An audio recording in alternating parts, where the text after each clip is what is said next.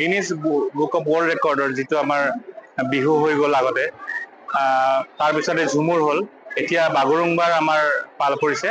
বাগৰুম্বাৰ কাৰণে আমাৰ যি ৰিহাৰ্চেল আৰু আমাৰ প্ৰশিক্ষণ প্ৰক্ৰিয়া চলি আছে ইয়াতে চিলেকশ্যনো হ'ব।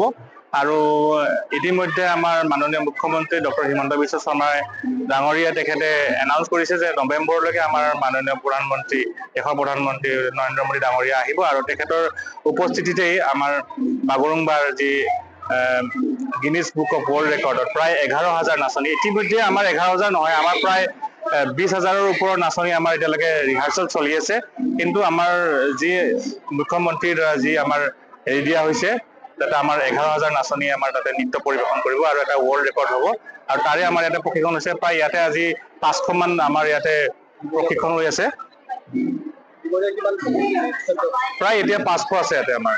আৰু অকল মানে হেৰি ডান্সাৰ নহয়, ইয়াতে আমাৰ হেৰি ইনষ্ট্ৰুমেণ্টেলিষ্টো আছে, যিবিলাক নেকি খাম বজাই আছে, চিফুং বজাই আছে, চেজা আছে, এনেকে বহুত কেইজন আছে। আৰু প্ৰশিক্ষক আছে আমাৰ, প্ৰশিক্ষক আমাৰ এতিয়া বৰ্তমান ধীৰাজ ৰামচিয়াৰী আছে।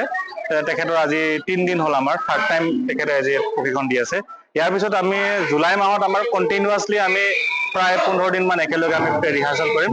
এইটো আমাৰ এটা ভেন্যু, আমাৰ প্ৰধান ভেন্যু। আমাৰ আকৌ বেলেগ ভেন্যু আমি চিলেক্ট কৰিম, আমাৰ সোণাপুৰত হ'ব। গতিকে সোণাপুৰতো আমাৰ প্ৰক্ৰিয়া চলি থাকিব। যেতিয়ালৈকে আমাৰ চিলেকশ্যন প্ৰক্ৰিয়া কমপ্লিট নহয়, তেতিয়ালৈকে আমাৰ ইয়াতে প্ৰশিক্ষণবিলাক চলি থাকিব।